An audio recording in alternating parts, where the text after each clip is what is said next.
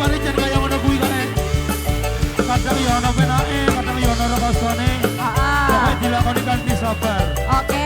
Kayak aku ki nyawang ngene-ngene iki ya kudu sabar ya. Iya, Mas.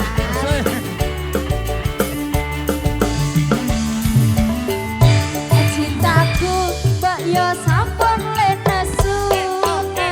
Kabeh iso kurasa tengkung cucu langan paras bagusmu ndak beda karo atimu rungono tembangan manisku. Yo sayang aku teresa estu yen durung saged nuruti apa karepmu tapi aja sumelang ana dina liyane bakal tak usahake mbok kepiye carane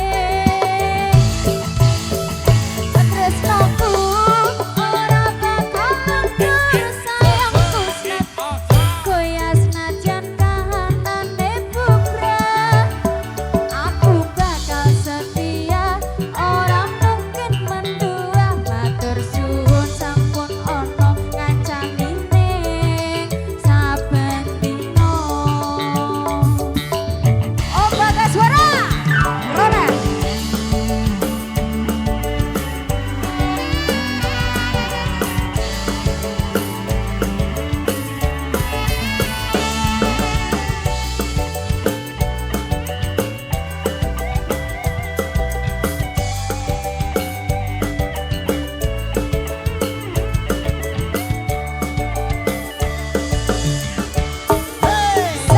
Cintaku mbak yo sampun lenesu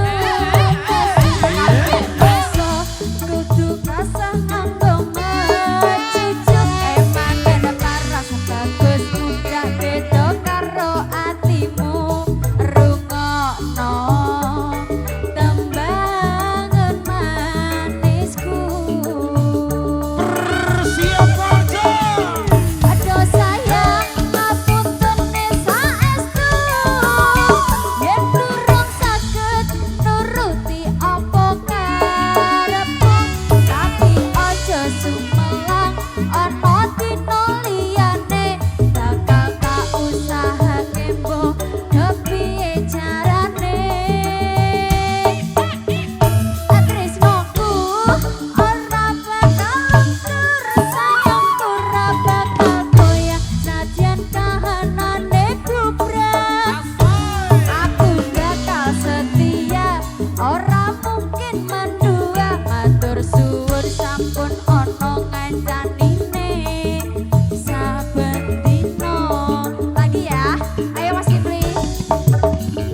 Aduh sayang ngapunten saestu yen durung saged nuruti apa karepmu tapi aja sumelang ana dina liyane bakal tak usahake mbok kepiye carane